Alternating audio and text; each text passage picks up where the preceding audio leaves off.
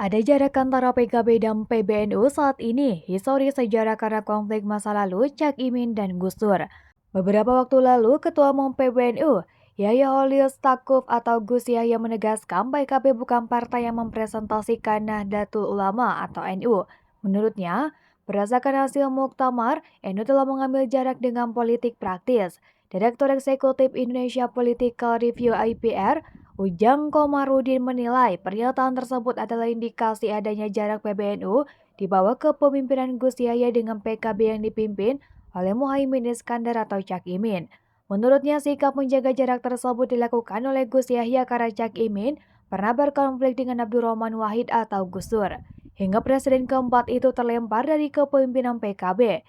Bahwa NU tidak mau lekat atau ditarik-tarik dengan PKB karena ini dua kubu yang berbeda. Dulu Gus Yahya PKB versi Gus Dur, sedangkan yang sekarang yang berkuasa adalah PKB-nya Cak Imin.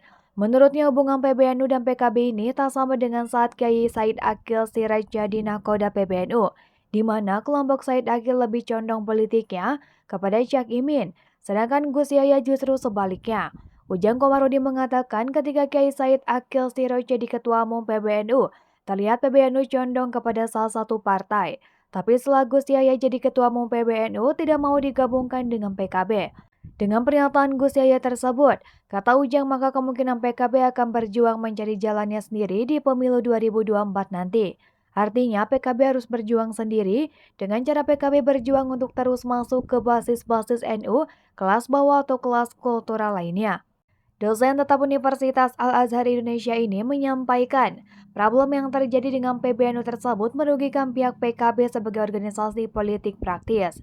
Secara umum memang merugikan, kata Ujang Komarudin karena struktur PBNU besar dan tentunya penting untuk menguatkan PKB. Yang diketahui publik bahwa PKB lahir dari rahim PBNU, begitulah sejarahnya berdirinya partai berlambang 9 bintang itu. Namun fakta dan kenyataannya saat ini karena berada di kubu yang berbeda antara Gus Yahya dan Cak Imin.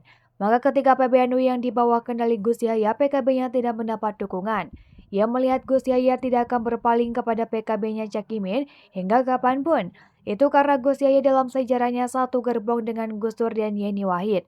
Jika PKB-nya berasal dari kubu Yeni Wahid, maka Gus Yahya akan mendukung karena sama-sama satu kubu.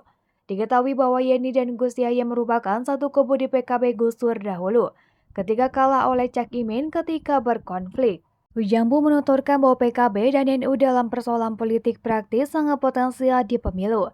Itu karena dua organisasi tersebut memiliki massa yang sangat besar di Indonesia. Menurutnya, jika dua organisasi ini bisa satu dan jalan kembali, bukan tidak mungkin. Kan tetapi, ini salah satu rumah hijau yang sedang berkonflik dari dulu, perebutan PKB di masa lalu.